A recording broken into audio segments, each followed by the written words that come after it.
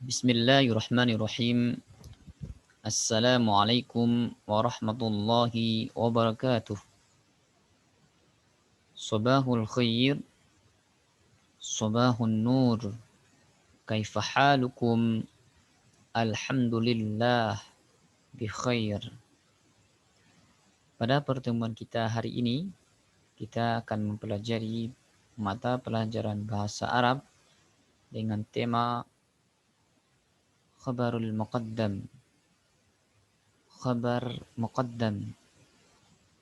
Khabar yang didahulukan. Pada pembelajaran kita sebelumnya, kita sudah mempelajari tentang khabar muqaddam dan mubtada muakhar. Bagi teman-teman yang sudah lupa atau ingin mempelajari kembali materi tentang khabar muqaddam dan mubtada muakhar, silakan dibuka kembali video pembelajaran kita sebelumnya agar mendapatkan pemahaman yang lebih baik pada materi ini. Silakan teman-teman membuka halaman 38 pada buku LKS-nya. Baik, kita akan mulai pembelajaran kita. Perhatikan bahwasanya susunan khabar muqaddam pada pembelajaran ini yaitu dengan menggunakan kata inda dan li yang memiliki arti mempunyai. Fungsi kedua kata itu adalah bahwa setiap kata yang jatuh atau berada setelah dua kata tersebut, maka huruf akhirnya harus berharakat kasrah. Berharakat kasrah tahu ya? Berada di bawah. Harakat yang berada di bawah. Baik, teman-teman. Kita akan membagi menjadi dua contoh dalam penggunaan khabar muqaddam menggunakan kata inda dan li. Yang pertama, contoh ketika dirangkai dengan isim dhokhir, dan yang kedua nanti adalah contoh ketika dirangkai dengan isim domir atau kata ganti. Untuk yang pertama, kita akan membuat contoh dengan dirangkai dengan isim dhohir. Bagaimana bentuk dan contoh itu? Silakan perhatikan slide setelah ini. Untuk contoh yang pertama, pada kata inda. Ada kalimat indal ustadi jawwalun. Perhatikan pada kata dan huruf yang di garis merah. Pada kata al-ustadi, huruf akhirnya berharakat kasrah. Kenapa berharakat kasrah pada kata ustadi? Karena telah didahului oleh kata indah.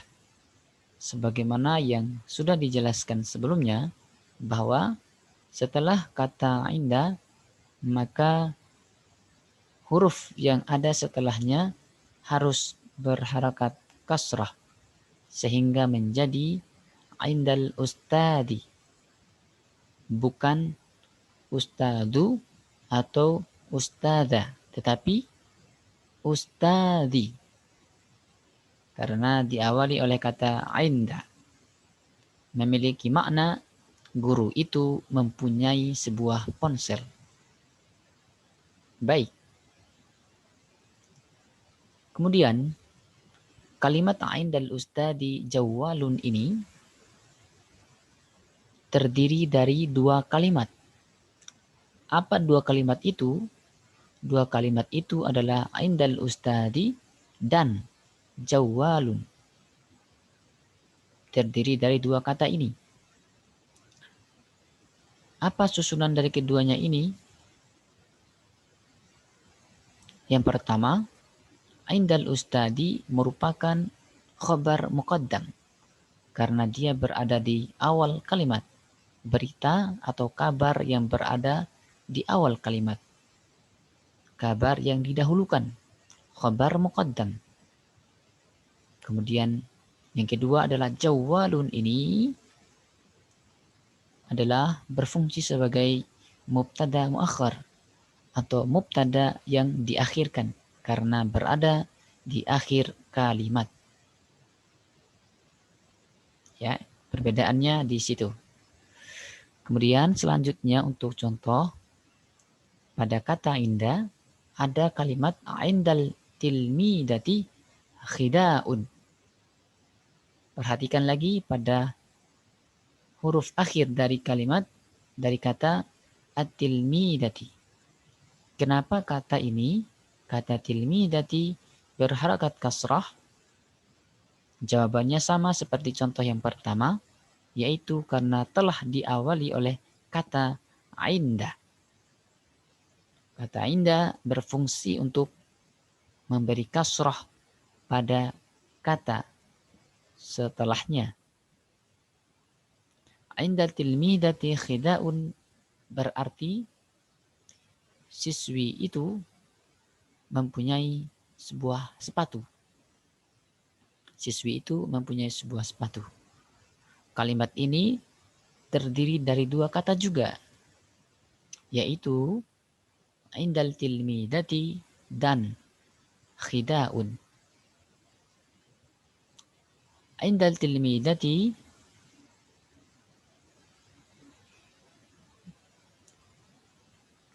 berperan, berfungsi sebagai khabar muqaddam atau khabar yang didahulukan. Sedangkan khida'un dia berperan atau berfungsi sebagai mubtada muakhar atau mubtada yang diakhirkan. Teman-teman harus memperhatikan pada kata setelah kata inda, yaitu dia berharakat kasrah pada huruf akhirnya. Berharakat kasrah pada huruf akhirnya. Tilmidati, indal tilmidati. Itu yang harus diperhatikan. Baik, selanjutnya pada contoh kata li. Untuk contoh yang pertama, ada kalimat lil ustadi khida'un. Perhatikan lagi pada kata ustadi.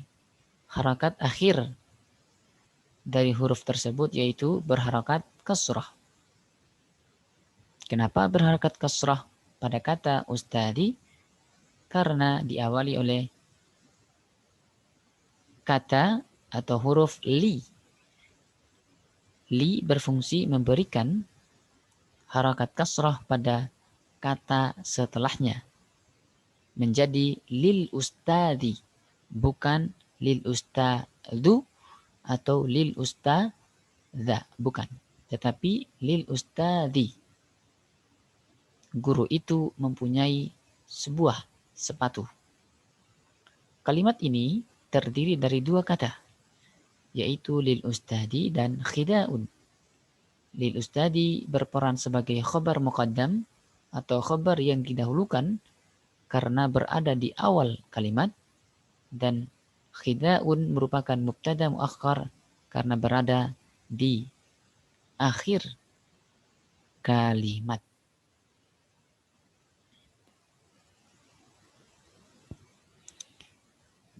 Contoh yang kedua, litilmidati khida'un. Siswi itu mempunyai sebuah sepatu. Pada kata at-tilmidati, huruf akhirnya berharakat kasrah karena diawali oleh li. Karena fungsi li adalah sama dengan inda, yaitu mengkasrahkan kata setelahnya.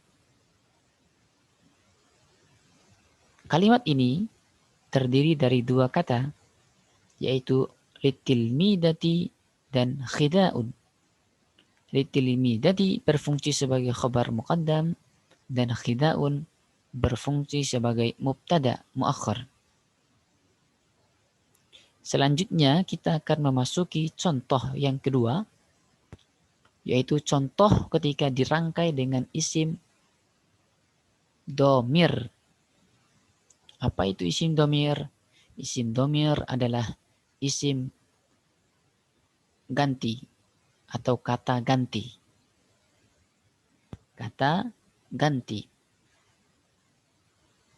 Untuk lebih memahaminya, silakan perhatikan contoh berikut ini. Pada kata inda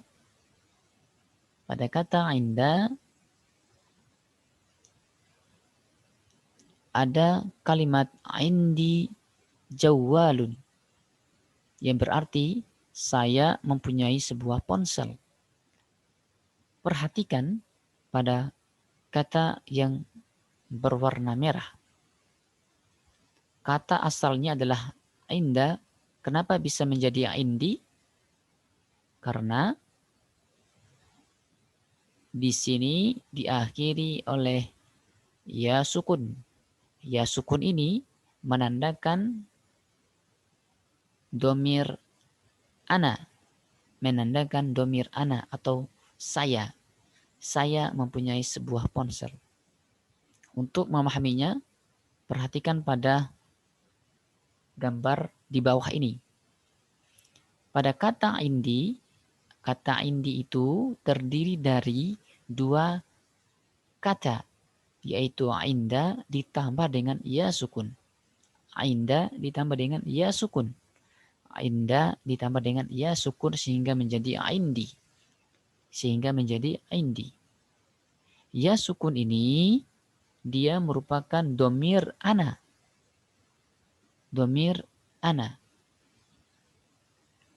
Ya, domir ana yang berarti saya. Indi berarti saya mempunyai. Jawalun ponsel. Saya mempunyai sebuah ponsel. Begitu ya cara membedakannya. Indi gabungan dari kata inda dan ya sukun. Ya sukun ini merupakan domir dari ana. Ya sukun ini merupakan tanda dari domir ana. Baik. Kemudian ya kalimat indi jawwalun ini terdiri dari dua kata sama dengan contoh sebelumnya, yaitu indi sebagai khabar muqaddam dan jawwalun sebagai mubtada muakhar. Kenapa dia berperan sebagai khabar muqaddam? Karena indi ini merupakan kabar yang didahulukan. Sedangkan mubtada muakharnya adalah jawwalun. Karena mubtada ini diakhirkan, berada di akhir kalimat. Untuk contoh yang kedua, pada kata inda ada kalimat indaha khida'un. Dia perempuan mempunyai sebuah sepatu. Kata indaha, perhatikan pada huruf yang di garis merah, yaitu huruf H. Ini menunjukkan dia perempuan. Menunjukkan bahwa ini adalah dia perempuan. Yaitu domir hiya.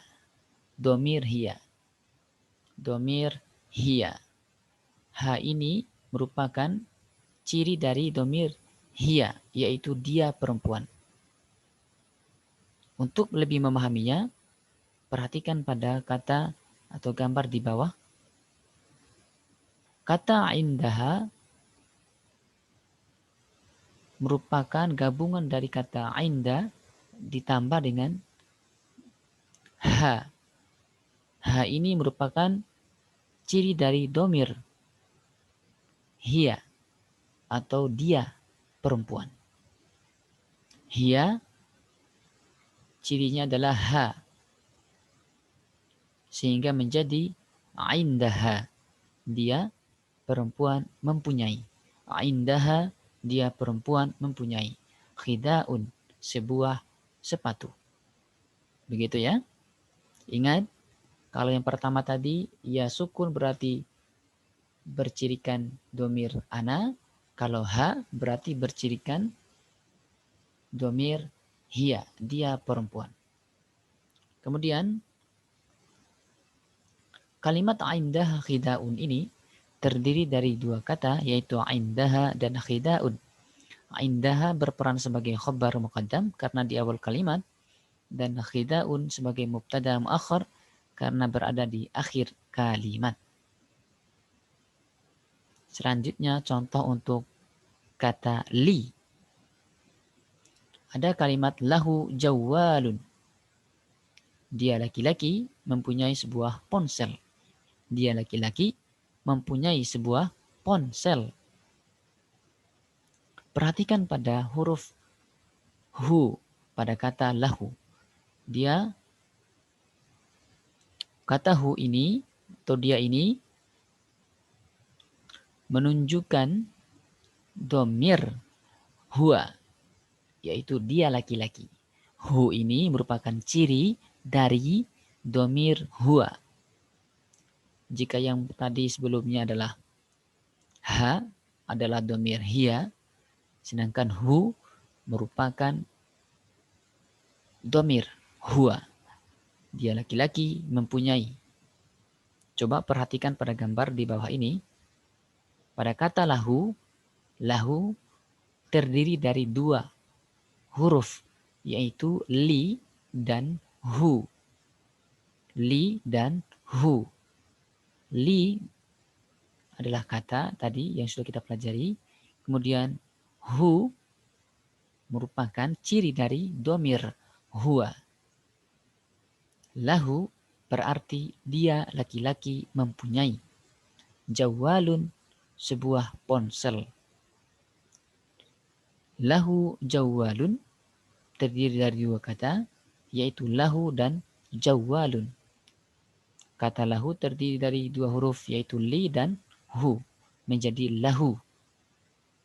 Lahu berperan sebagai khabar muqaddam karena berada di awal kalimat, dan jawwalun berada di akhir kalimat sebagai mubtada muakhar atau mubtada yang diakhirkan.